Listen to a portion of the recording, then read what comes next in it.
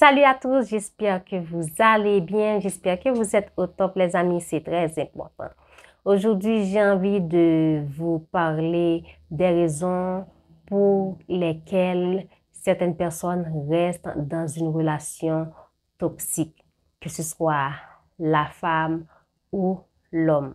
Bien que dans ces points que je vais vous citer là, et certains points concernent les femmes. Normalement, c'est tous la différence entre une relation toxique et une relation saine. Une relation saine, c'est quand il y a de l'amour, le respect, le partage et les paroles valorisantes, les moments de qualité, tout ce qui vous fait vous sentir bien dans la relation, tout ce qui vous fait vous sentir serein, sereine, en paix. Donc, qui est différent d'une relation toxique. La relation toxique, c'est quand il y a beaucoup de querelles, il y a beaucoup de jugements, il y a de la culpabilité. Donc, la personne te fait culpabiliser et la personne te rabaisse tout le temps. La personne te prive de tas de choses. Donc, là, c'est une relation toxique. La personne te surveille et jalousie excessive. Des tas de choses comme ça. Il y a des tas de choses dans une relation qui peuvent te montrer quand la relation est saine et toxique. Bref. Là, je vais vous parler des raisons pour lesquelles vous restez dans une relation toxique. La première raison, c'est quelque chose que j'entends assez souvent, c'est pour les enfants. Je ne sais pas si on va me juger. Moi, je dis les choses et comme elles sont. Je déteste d'entendre ça. Quand quelqu'un me dit, si je suis restée, c'est pour les enfants. Au contraire. 1, vous vous faites du mal. 2, vous faites du mal aux enfants. Pourquoi? Vous êtes dans une relation toxique, pas de respect, pas d'amour, et la personne vous dénigre, des tas de choses comme ça. La personne vous manipule psychologiquement, la personne vous, je sais pas, vous ridiculise, vous fait tourner en bourrique et vous restez là pour les enfants. Je ne vais pas dire que c'est un prétexte, mais je pense que c'est pas sain de rester dans une relation pour les enfants pendant que vous, à côté, vous souffrez. Parce que l'enfant, je sais qu'il va souffrir ou qu'ils vont souffrir et de la séparation, mais il y a certains enfants qui préfèrent voir leurs parents se séparer au lieu de rester comme ça et vivre dans la maison comme chien et chat. Pourquoi? Parce que ça va avoir un impact négatif sur la santé mentale de l'enfant. Donc, ça peut arriver à l'école, l'enfant ne travaille pas bien, l'enfant est distrait, l'enfant est morose. Tout ça peut venir de la façon dont les parents vivent de la maison. Vous serez étonné de voir ce que les enfants pensent de vous, ce que les enfants pensent de la famille, ce que les enfants pensent de votre relation. C'est vrai que l'enfant ne va pas oser vous dire que pourquoi vous ne vous séparez pas, pourquoi vous ne faites pas ci, vous ne faites pas ça, mais s'il y a quelqu'un de l'extérieur qui pose la question à l'enfant, vous serez étonné de la réponse de votre enfant ou de vos enfants. Certains enfants vont dire que moi-même, je préférais voir ma maman et mon papa se séparer parce que ce serait mieux, il y aura moins de disputes parce que je déteste les disputes et ça ne me fait pas de bien et tout le tralala. Parfois, maman est toujours trop triste, maman pleure tout le temps ou vice-versa parce que les hommes aussi peuvent pleurer, les hommes aussi peuvent être tristes et d'une situation familiale ou sentimentale.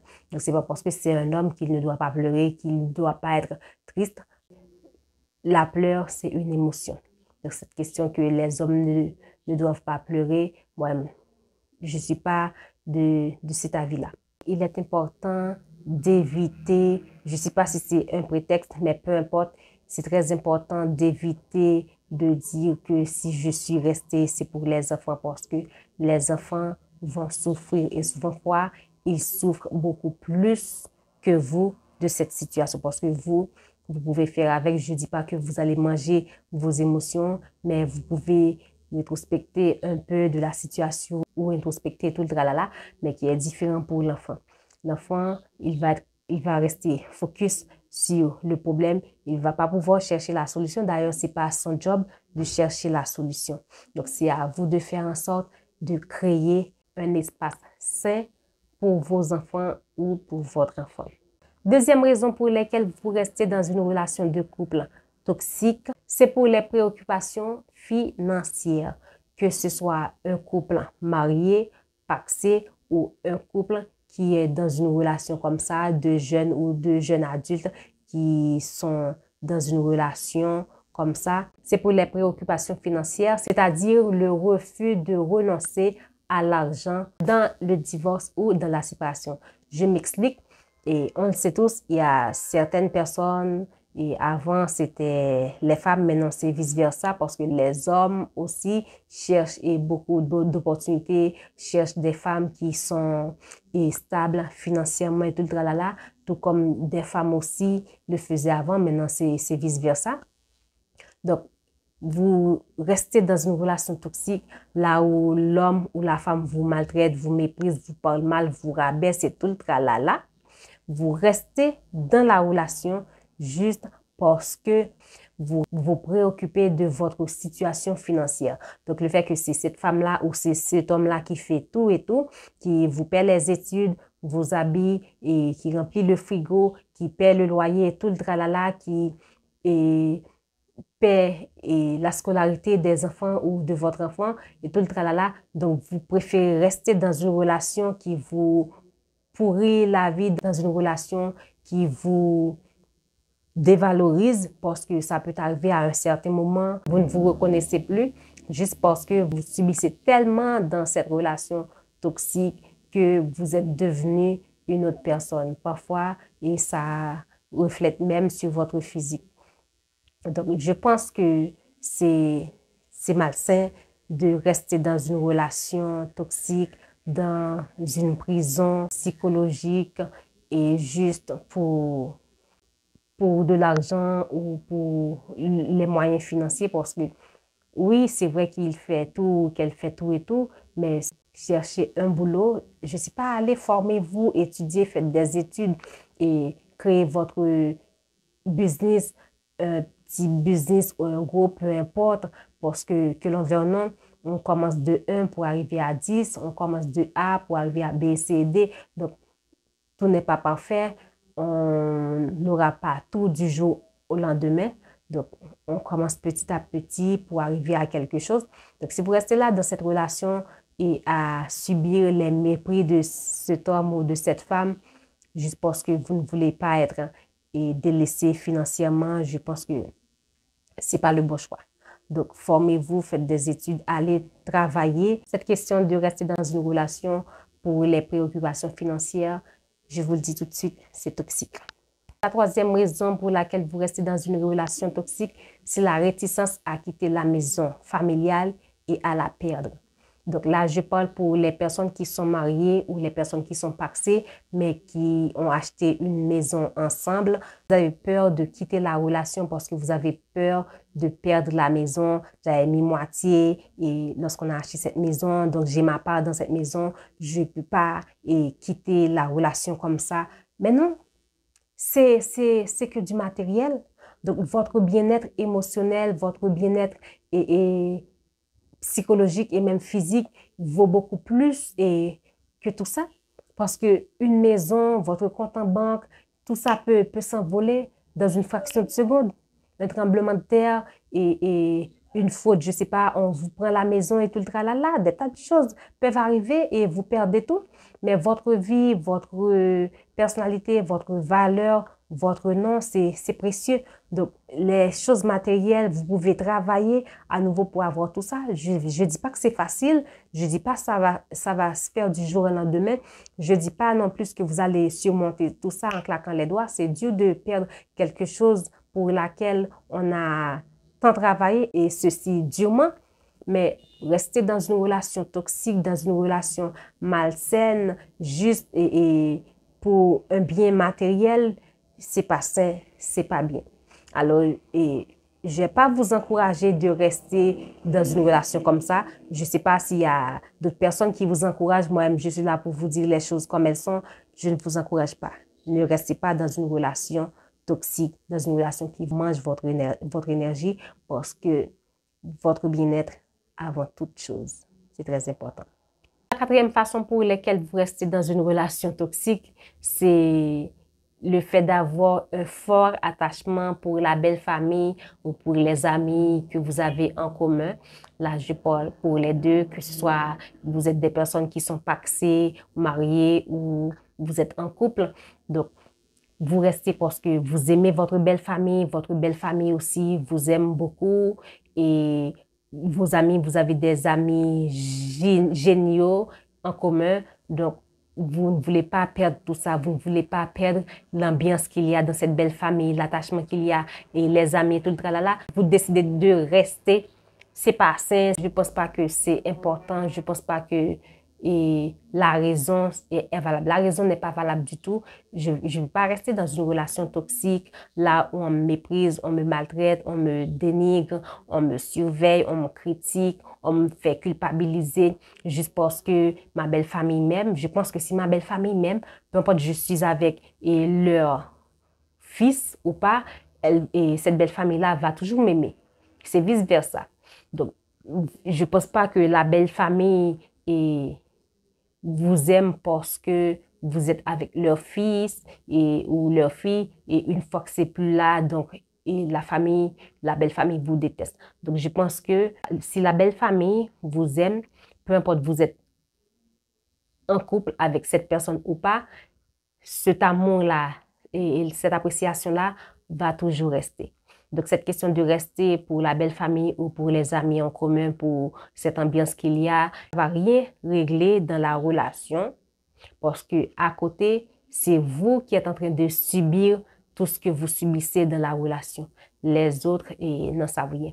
Alors, si vous êtes dans une relation comme ça et que vous restez pour la belle famille, pour les amis en commun, pour les enfants, pour les préoccupations financières et tout le tralala pour les choses matérielles, je vous dis que vous faites fausse route.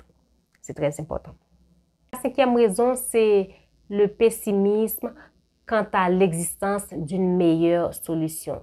Dans votre tête, vous n'êtes pas vraiment optimiste, vous êtes de préférence pessimiste, vous vous dites qu'il n'y a pas une meilleure solution que celle-là, donc vous décidez de rester. Donc, la meilleure solution, c'est de rester, d'encaisser et de profiter de tout ça parce que vous avez peur de rester seul, vous avez peur de devenir à nouveau célibataire, vous avez peur de perdre tout ce confort-là et tout le tralala. Donc, là, vous êtes pessimiste à l'idée qu'il y ait une meilleure solution que celle-là. Je vous le dis toujours, il y a toujours une meilleure solution. Alors, ne restez pas dans cette prison-là, ne restez pas enfoncé dans cette relation toxique qui vous épuise, qui mange votre énergie. La sixième raison, c'est l'épuisement à l'idée de ce que la séparation impliquera. Donc, vous avez peur que cette séparation-là je sais pas, vous prive de tas de choses, comme je le disais dans les explications précédentes, et du confort et de l'argent, et la société va vous regarder d'une autre façon. Donc, vous étiez en couple, que ce soit marié, là je parle pour les personnes qui sont mariées, donc je ne veux pas me séparer ou je ne veux pas divorcer juste pour la société pendant que vous vivez un enfer et je ne peux pas quitter la relation parce que là, je ne sais rien faire, c'est lui qui fait tout et tout le tralala. Donc, je ne peux pas divorcer ou je ne peux pas quitter la relation parce que sinon, je vais tout perdre ou je vais payer beaucoup trop cher pour entamer les processus du divorce et tout le tralala. Des tas de choses qui vous passent par la tête, des tas de choses qui sont un frein pour vous, qui vous empêchent de vous libérer de cette relation toxique-là. Je vous le dis tout de suite, il y a certaines relations, peu importe que vous priez, il n'y a pas à sortir de là, c'est de vous en séparer. Parce que moi, ce que je vous dis là, je connais des personnes qui sont restées dans une relation. La solution, c'est de se séparer de la personne. Je connaissais quelqu'un qui est resté dans la relation juste pour la société, pas que pour la société, aussi sa foi chrétienne, parce qu'elle était chrétienne, elle ne voulait pas divorcer parce que non, Dieu n'admet pas. J'ai aucun problème, je sais que Dieu n'admet pas. Et moi-même, je n'encourage pas, je ne suis pas là pour vous encourager à vous divorcer. Mais parfois, la solution est là devant vous. Donc, cette femme-là, elle est restée dans la relation maltraitance psychologique, physique, émotionnelle et tout le tralala. Et le mari battait cette femme-là et soi-disant que cet homme-là était un homme d'église et la femme aussi. Mais maintenant, un beau jour, elle a fini par laisser sa vie. Elle a fini par laisser sa vie. Donc, son mari l'a tuée. Donc, à l'époque, comme c'est des chrétiens et tout le tralala, ils n'ont pas osé et entraîner cet homme-là devant la justice et voilà. Mais qui a perdu, c'est la famille de cette femme-là qui a perdu. Donc l'homme, il est toujours là, il est en vie et tout le tralala, mais la femme, ça a plus de 20 ans de cela, elle ne reviendra jamais. Donc je pense que c'est très important de penser là-dessus. Et la 7e raison pour laquelle vous avez du mal à quitter une relation toxique, une peur profonde de la solitude. Vous avez peur de rester seul. Je pense que j'avais fait une vidéo sur cette peur-là, la neptaphobie. Donc, vous avez peur de rester célibataire ou vous avez peur de devenir célibataire, vous avez peur de finir seul, de rester seul. Dites-vous que vous êtes belle ou beau, vous êtes fort, vous êtes séduisant, séduisante, vous avez de la valeur, vous avez le droit au bonheur, vous êtes capable d'aimer à nouveau, vous êtes aimable et vous avez droit au bonheur, quoi. Vous avez droit à une belle relation, à une famille parfaite, à une vie parfaite, bien que je le dis, la perfection, ça n'existe pas, mais comme c'est un mot qu'on utilise pour démontrer que c'est OK, ça y est, je suis satisfaite et voilà, on utilise le mot et parfait, mais on sait tous que la perfection n'existe pas. Donc, cette peur de la solitude, de rester seul, je sais, je vous le dis toujours, c'est dans votre tête. C'est dans votre tête. Et je pense que j'ai fait une vidéo où j'ai écrit un article là-dessus sur la solitude, comment combattre la solitude. Je pense qu'une fois que vous travaillez sur comment combattre la solitude et que vous savez que vous n'allez pas finir seul, vous ne pouvez pas finir seul, non, ça, il n'y a pas à sortir de là, vous ne pouvez pas finir seul et que donc, cet homme-là, ce n'est pas votre sauveur, ce n'est pas le bon Dieu. Donc, tout est possible. Oui, vous pouvez être heureux, heureuse et épanoui sans ce bourreau-là à vos côtés. D'ici là, j'espère que cette vidéo vous a plu. Je vous dis à la prochaine pour une nouvelle vidéo. Bye bye.